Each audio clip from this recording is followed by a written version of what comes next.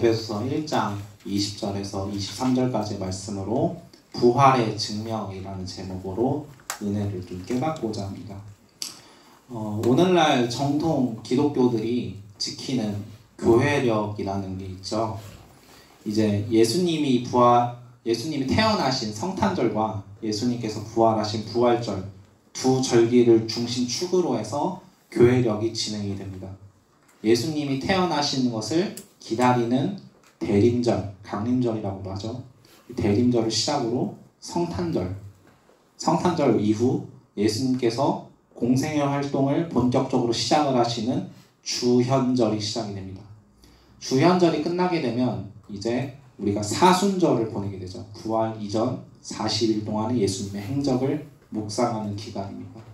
사순절이 끝나면은 부활절이 오고요. 부활절이 지나면 예수님께서 승천하시고 약속하신 성령이 강림하시는 성령 강림절이 시작이 됩니다. 성령 강림절이 이제 끝나면 다시 예수님께서 성탄절날 오시기까지 기다리는 대림절이 시작이 되죠. 이렇게 이제 교회력이 계속 진행이 되는데, 중요한 건 이 절기 가운데 이 절기를 지속적으로 기억하고 지켜지는 절기들이 몇 개가 있습니다. 이게 무슨 말이냐?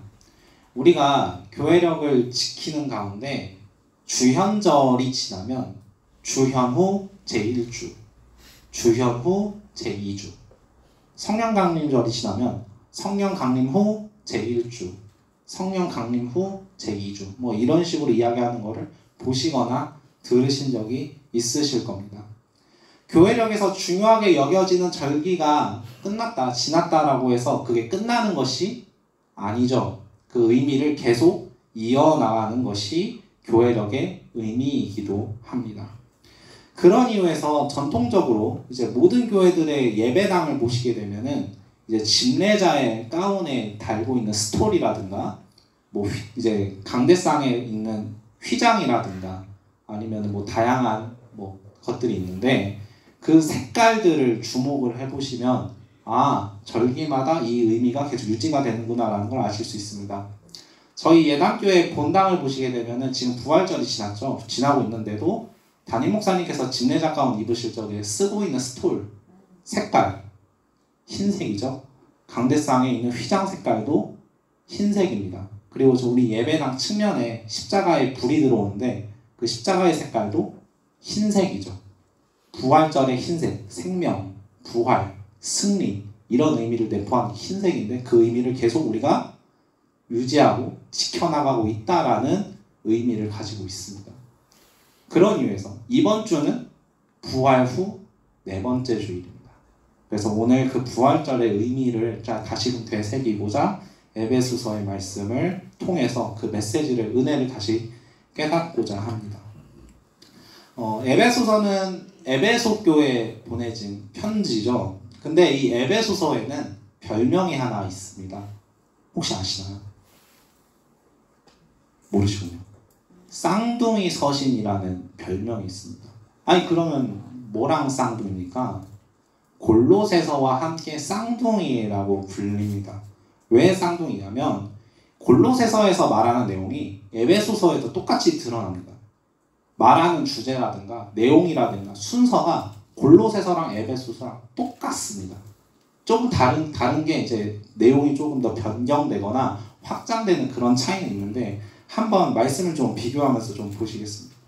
먼저 지금 오늘 읽은 본문 이제 에베소서 1장 20절에서 23절 말씀을 잘 보시면서 제가 골로새서 1장 16절에서 18절을 한번 읽어드리겠습니다. 한번 오늘 에베소서 본문 보시면서 좀 비교해 보십시오.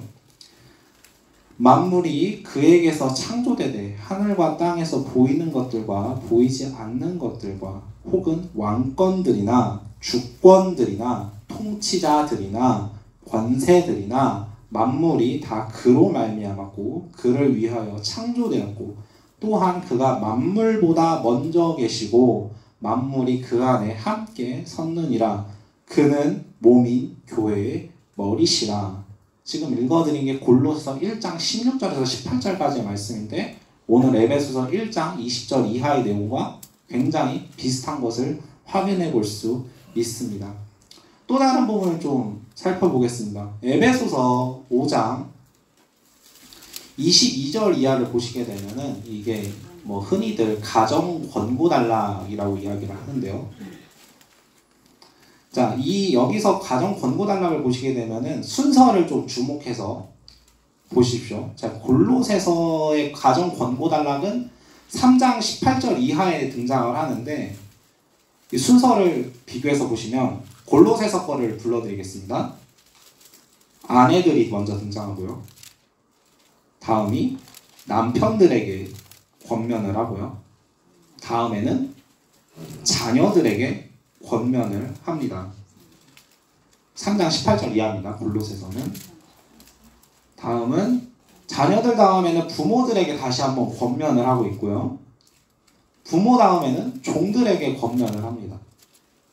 종들에게 권면한 다음에는 상점들에게 권면을 합니다. 순서가 똑같습니다. 에베소서, 골로새서가. 나중에 한 번 더 읽어보시길 바랍니다. 그래서 이외에도 정말 많은 곳에서 이제 골로새서와 에베소서의 주제와 내용들이 동일한 것을 우리가 확인해 볼 수가 있는데요.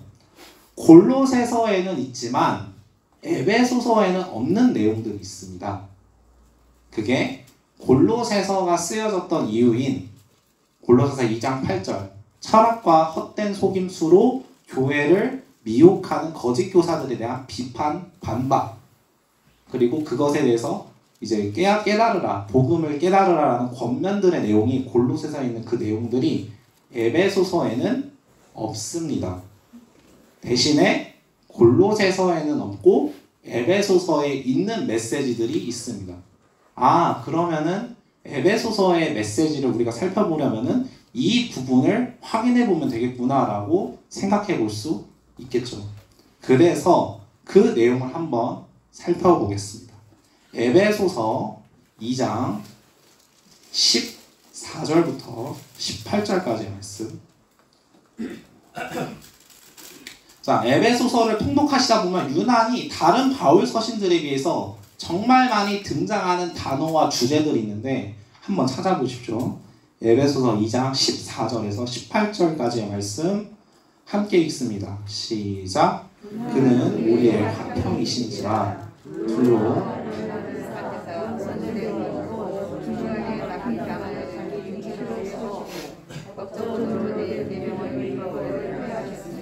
이는 두로 자기 안에서 한 세 사람을 지어 화평하게 하시고 또 십자가로 이 둘을 한 몸으로 하나님과 화목하게 하여 하시니 원소된 것을 십자가로 소멸하시고 또 오셔서 먼데 있는 너희에게 평안을 전하시고 가까운 데 있는 자들에게 평안을 전하셨으니 이는 그로 말미암아 우리들이 한 성령 안에서 아버지께 나아감을 얻게 하려 하심이라. 아멘. 자, 이어서 에베소서 4장 3절에서 6절 한번 읽어보겠습니다. 에베소서 4장 3절에서 6절 시작.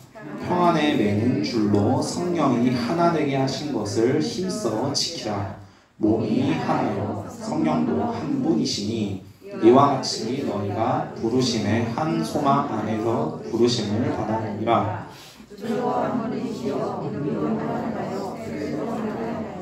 하나님도 한 분이시니 곧 만유의 아버지시라. 만유를 통일하시고 만유 가운데 계시도다. 아멘. 자, 지금 읽었던 두 본문에서 유난히 많이 등장하고 반복되는 주제가 있습니다. 뭐죠? 하나죠. 둘이 하나가 됐다. 그리고 몸이 하나다. 성령이 한 분이다. 부르심의 소망이 하나다. 하나를 굉장히 많이 강조하고 있습니다. 즉 하나가 되라라는 것이죠. 이 말을 뒤집어서 얘기하면 지금 에베소 교회는 하나가 되지 못하고 있다라는 것입니다. 그렇다면 지금 에베소 교회는 지금 분열의 상황이구나 라는 것을 우리가 알 수가 있는데요. 빌립보 교회 같은 경우에는 교회 지도자들 간의 분열이었죠. 기억나시나요?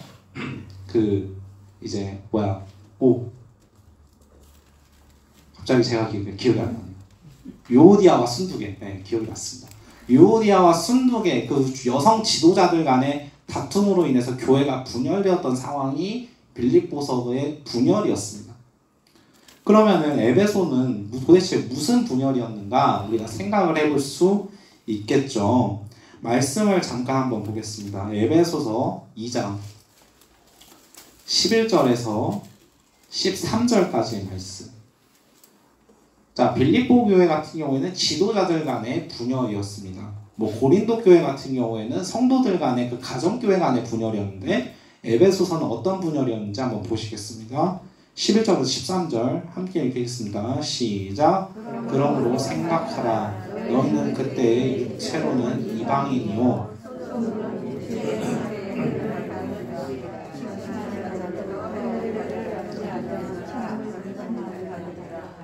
그때 너희는 그리스도 밖에 있었고 이스라엘 나라 밖의 사람이라.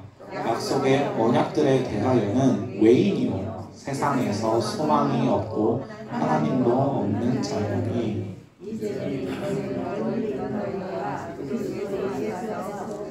그 피로 가까워졌느니라. 아멘. 자, 11절을 보시게 되면은 바울이 너희는 그때 육체로는 이방인이요 라고 이야기를 하죠.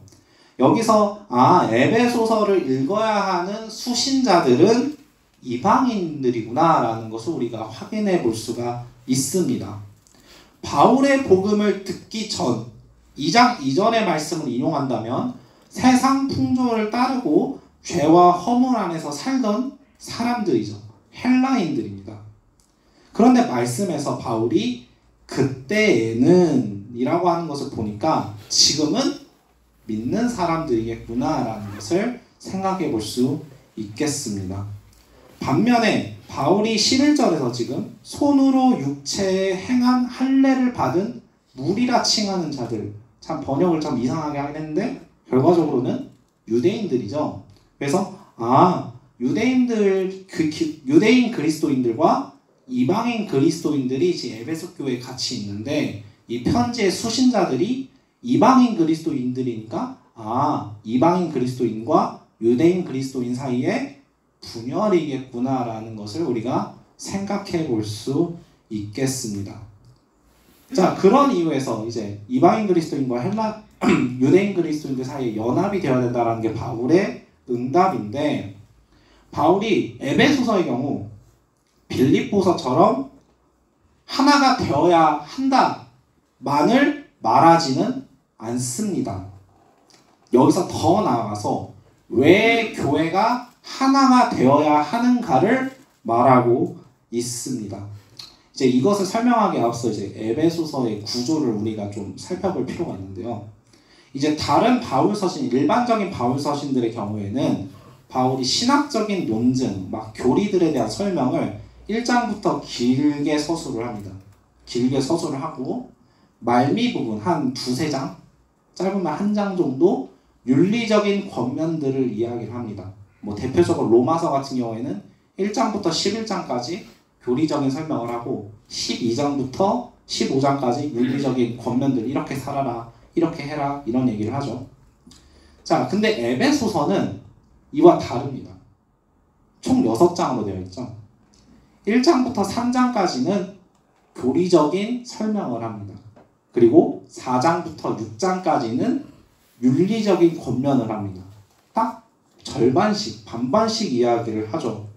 신학적인 교리 논증이 실천과 굉장히 동일하다, 같은 위치에 있다라는 것을 바울이 이야기를 하는 것이죠.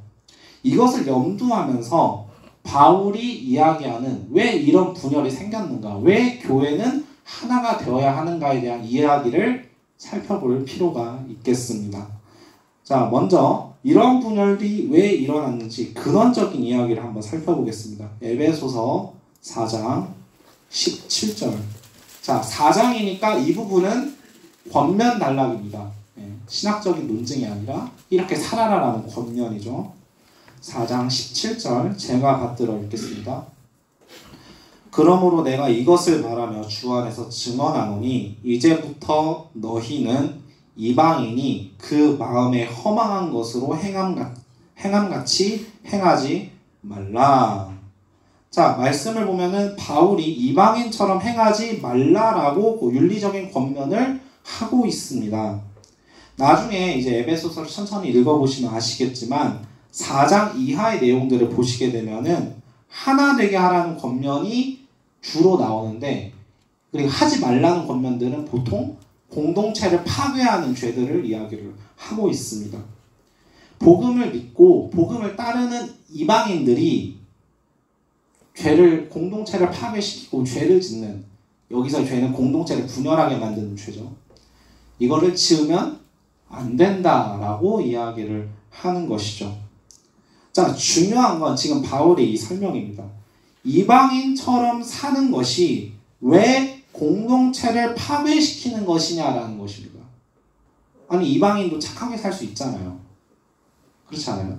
예수님 믿는 사람들이 아니더라도 착하게 사는 그런 사람들도 있을 수 있잖아요. 자, 그것에 대한 바울의 응답입니다. 자, 에베소서 2장 2절을 보시게 되면은 바울이 이런 이야기를 합니다.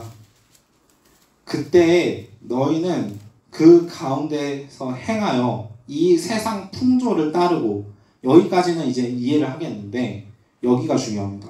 공중의 권세 잡은 자를 따랐으니 라고 이야기를 하죠. 여기서 그때는 복음을 믿기 전 이방인으로 살았을 때 이야기입니다. 근데 이방인으로 살았을 때 누구를 따랐다고 합니까?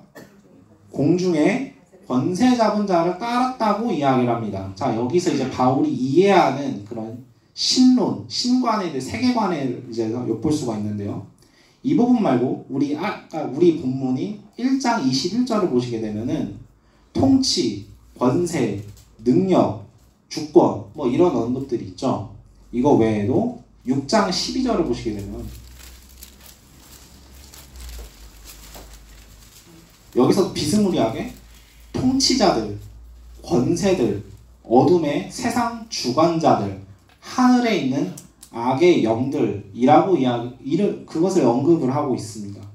자, 지금까지 나열한 바울의 이 이야기들은 전부 영적 세력입니다. 우리나라 번역이 약간 세상을 통치하는 그런 통치자들, 이런 생각을, 약간 오해를 불러일으킬 수 있는데 그게 아니라 하늘의 세계를 지배하고 있는 영적인 세력들, 뭐 쉽게 얘기하면 마귀들이죠. 그런 세력들을 나열하고 있는 겁니다. 지금 바울이. 즉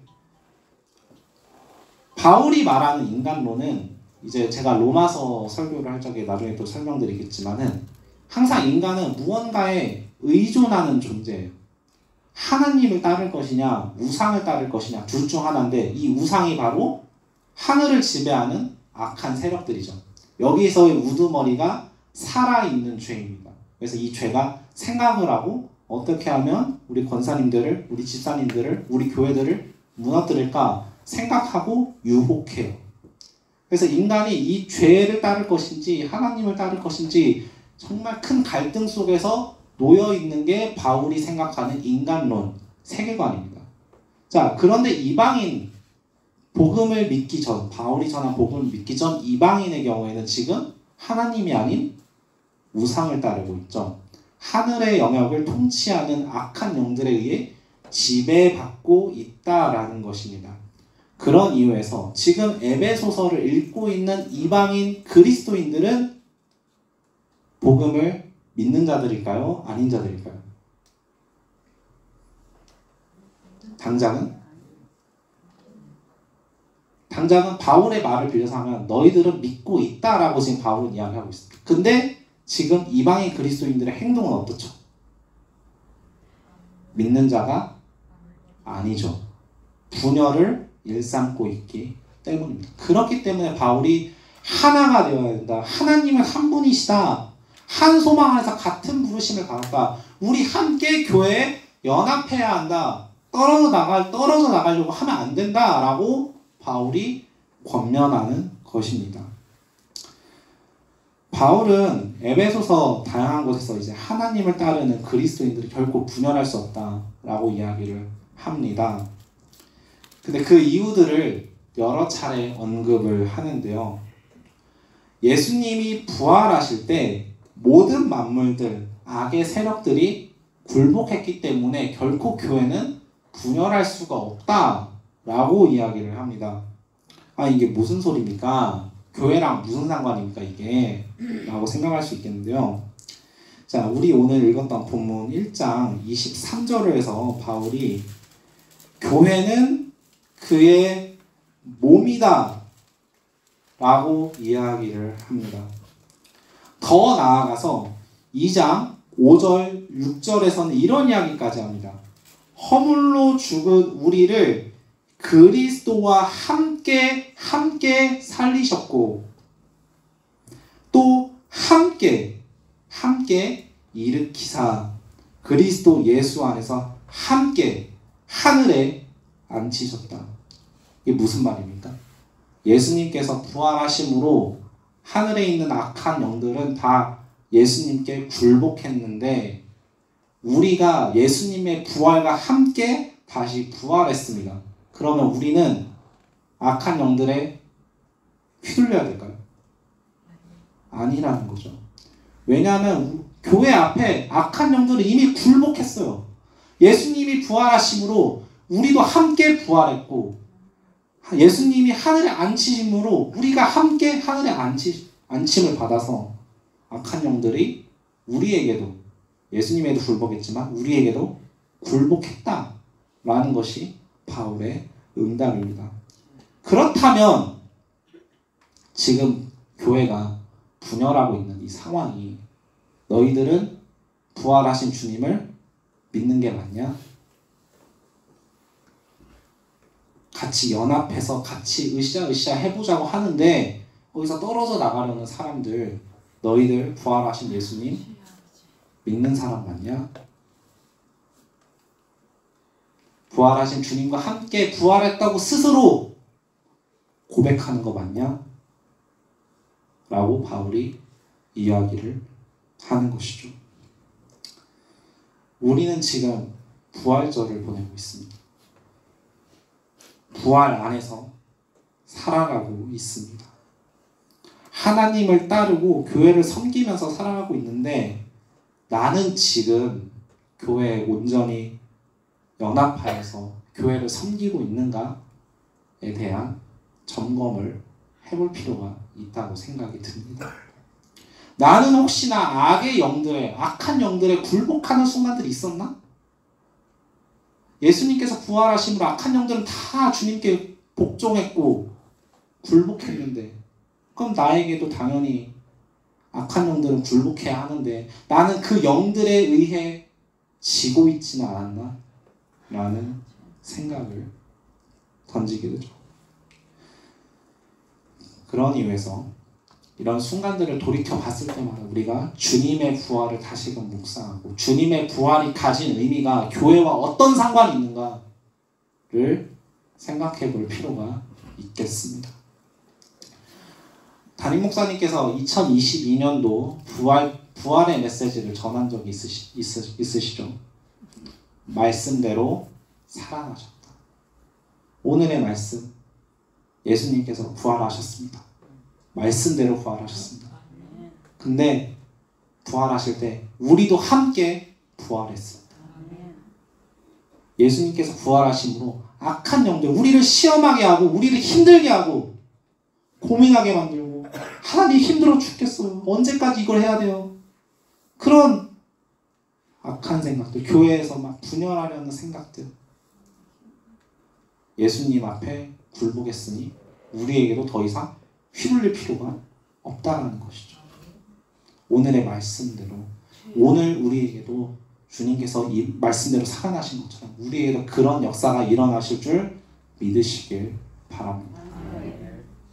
오늘도 부활의 의미를 되새기면서 부활의 증명을 보여주는 거룩한 성도 되시기를 주님의 이름으로 축복합니다.